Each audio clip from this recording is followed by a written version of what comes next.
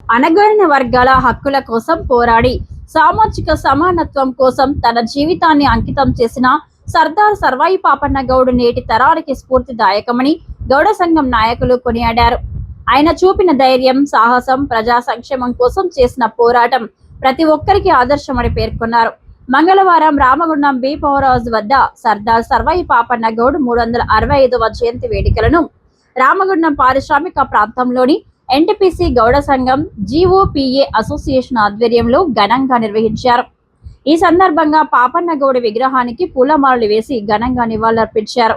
పాపన్న గౌడ్ ఆశయాలే మనకు మార్గదర్శకం, ఆయన చూపిన బాటలోనే మన పయనం అంటూ నాయకులు ప్రతిజ్ఞ చేశారు. సామాజిక సమానత్వం, ఐక్యత, ఆత్మ గౌరవం కోసం పాపన్న గౌడ్ సాగించిన పోరాట స్ఫూర్తిని నేటి తరానికి అందించాల్సిన బాధ్యత ప్రతి ఒక్కరిపై ఉందన్నారు. ఆయన ఆశయాలను ముందుకు తీసుకెళ్లేందుకు గౌడ సమాజం ఐక్యంగా కృషి చేయాలని పిలుపునిచ్చారు. ఈ కార్యక్రమంలో జీఓపీఏ విశ్వభారతి విద్యా సంస్థల అధినేత, జీఓపీఏ జిల్లా ప్రధాన కార్యదర్శి Bandarapu Yadagiri Goud, Lions club of Godavarikhani శతాబ్ది అధ్యక్షులు, జీఓపీఏ ఆర్గనైజింగ్ సెక్రటరీ మాచిడి మహేందర్ గౌడ్, రాష్ట్ర గౌడ సంఘం నాయకులు సింగం సత్తయ్య గౌడ్, పెద్దంపేట శంకర్, మేరుగు గౌడ సంఘం నాయకులు తిరుమల సురేందర్ గౌడ్, దుర్గా ప్రసాద్ గౌడ్, వెంకటేష్ గౌడ్, భూమేష్ గౌడ్, కోరికుప్పల రాజమల్ల గౌడ్, గున్నాల శ్రీధర్ గౌడ్, జనార్దన్ గౌడ్, నిమ్మరాజుల రవితో పాటు పలువురు నాయకులు, సంఘం ప్రతినిధులు పాల్గొన్నారు. పాపన్న గౌడ్ పోరాట స్ఫూర్తి చిరస్మరణీయం, ఆయన ఆశయాల సాధనే మనందరి లక్ష్యం అంటూ నాయకులు స్పష్టం చేశారు.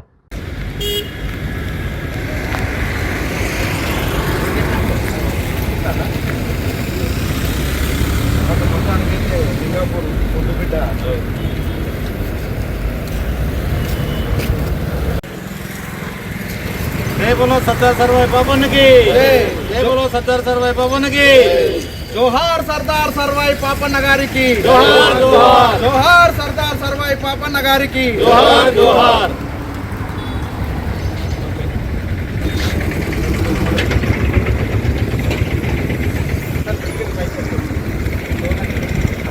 जोहार सरदार सरवाई पापन गारी की, जोहार जोहार, जोहार सरदार सरवाई पापन गौड गारी की, जोहार जोहार.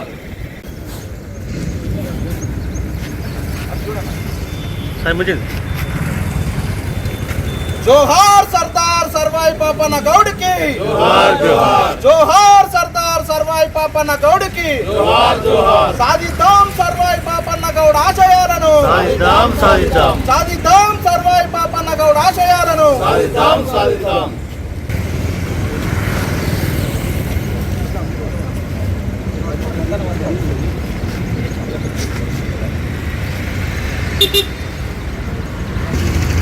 నేను చేస్తాను చాలా మంది అటు పైకి ఉంటేనే అన్నది చాలా బట్టి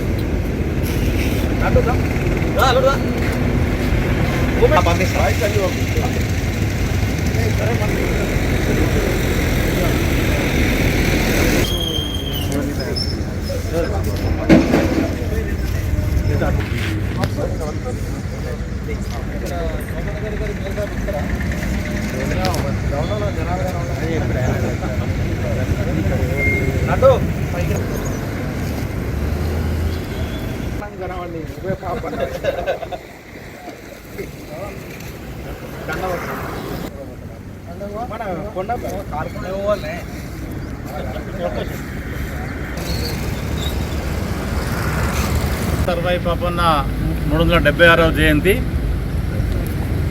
స్వాతంత్రానికి పూర్వమే కొన్ని వందల సంవత్సరాల క్రితము అణగారిన వర్గాలందరినీ ఏకం చేసి అప్పుడున్నటువంటి రాజులు మరియు పెత్తందారులు దొరల రాజ్యాన్ని అణచివేతను ధిక్కరించి ఈ కల్లు గీత కార్మికుడైనటువంటి పాపన్న గౌడు తన స్నేహితులను ఒక 5-6గురిని ఎంట వేసుకొని 12 మందితో ఏర్పాటు చేసినటువంటి సైన్యంతో 12,000 సైన్యాన్ని ఏర్పాటు చేసుకొని ఆ కాలంలో ఉన్నటువంటి మొఘలాయుల చక్రవర్తులను ఎదిరించి వారి యొక్క అణచివేతను ఎదిరించి అనేక రాజ్యాలను ఎదుర్కొని గెలిచి కోటలు నిర్మించి గోల్కొండ కోటని వెళ్ళినటువంటి మహారాజు మన సర్దార్ సర్వాయి పాపన్న గౌడు.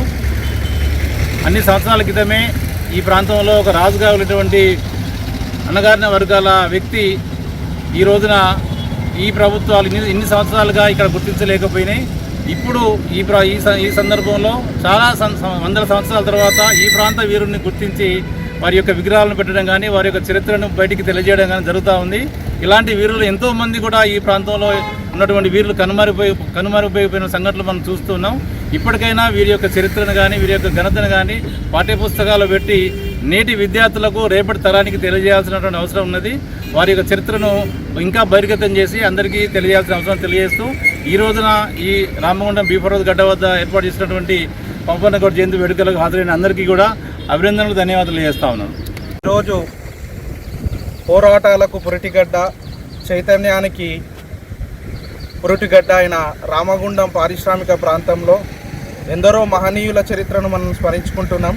అదేవిధంగా ఈనాడు దాదాపుగా 376 సంవత్సరాల క్రితమే ఒక యోధుడు బడుగు బలహీన వర్గాలకు సంబంధించి ఈరోజు మనం సమాజం, సమతుల్యత, సామాజిక న్యాయం, బడుగు బలహీన వర్గాల అభివృద్ధి అంటున్నాం.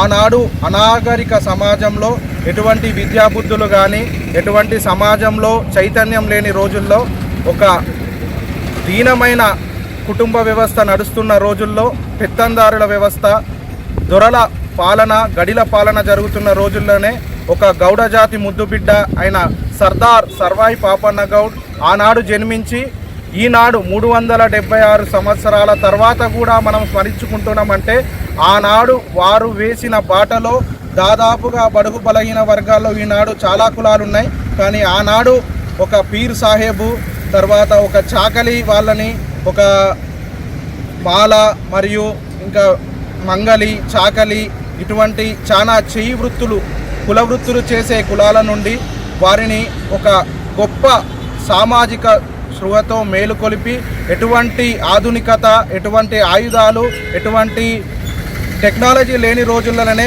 ఒక గెరిల్లా సైన్యాన్ని స్థాపించి వారిని, తర్వాత చుట్టుపక్కల ఉన్న వారిని నిస్వార్థంగా వారిని చైతన్యపరిచి గోల్కొండ కిలనే కైవసం చేసుకొని ఇవాళ చరిత్రను తిరగరాసే విధంగా మనకు ఒక స్ఫూర్తినిచ్చారు. ఆ స్ఫూర్తిని ముందుకు తీసుకునే పోయే రోజులలో ఇటువంటి మా పక్కన ఉన్న వాళ్ళు చాలామంది ఎన్నో పోరాటాలు చేసిర్రు.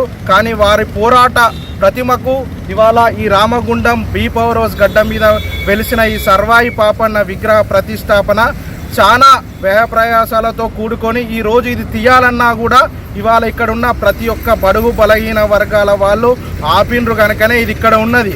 దీన్ని రాష్ట్ర ప్రభుత్వము, ఇక్కడున్న పాలకులు ప్రతి ఒక్కరూ ముందుకు వచ్చి స్వచ్ఛందంగా ఎటువంటి భావద్వేషాలు కానీ రాజకీయ మరకలు కానీ లేకుండా దీన్ని చాలా వైభవంగా మళ్ళా పునఃప్రతిష్ఠ చేసి మన ఈ బడుగు బలహీన వర్గాలకు ఒక స్ఫూర్తిదాయకమైన నాయకుడు ఉన్నాడని దీన్ని ప్రతిబింబించే విధంగా అందరి సహాయ సహకారాలతో ముందుకు తీసుకెళ్లాలని ఈరోజు ఈ కార్యక్రమానికి విచ్చేసిన ప్రింట్ మరియు ఎలక్ట్రానిక్ మీడియా, అదేవిధంగా ఎందరో మహనీయులు వారి త్యాగాల చరిత్రనే మనం ఇవాళ స్మరించుకుంటున్నాం. అటువంటి మహనీయుల్లో ఈరోజు మనకు కనిపించే గొప్ప నాయకులు కానీ గొప్ప పోరాట వీరులు కానీ ఇక్కడ ఉన్నారు. వారందరి త్యాగ ఫలితమే ఈరోజు మనకి తెలంగాణ ప్రభుత్వం అధికారికంగా నేడు చరిత్రలో గుర్తుండిపోయే రోజులుగా దాదాపు 4:30 గంటలకు ఈరోజు సాయంత్రం ట్యాంక్ బండ్పై మన సర్దార్ సర్వాయి పాపన్న వీరోత్సవాన్ని ప్రతిబింబించే విధంగా ఒక గొప్ప విగ్రహం ఆవిష్కరిస్తున్నారు. ఇది శుభ సూచన, శుభప్రాయంగా మనందరం భావించాలి. దీనికి సహకరించిన ప్రతి ఒక్కరికి ధన్యవాదాలు. అదేవిధంగా ఈనాడు ఈ జయంతి ఉత్సవాలకు విచ్చేసిన ప్రతి ఒక్కరికి సర్దార్ సర్వాయి పాపన్న గౌడ్కి జోహార్. సర్దార్ సర్వాయి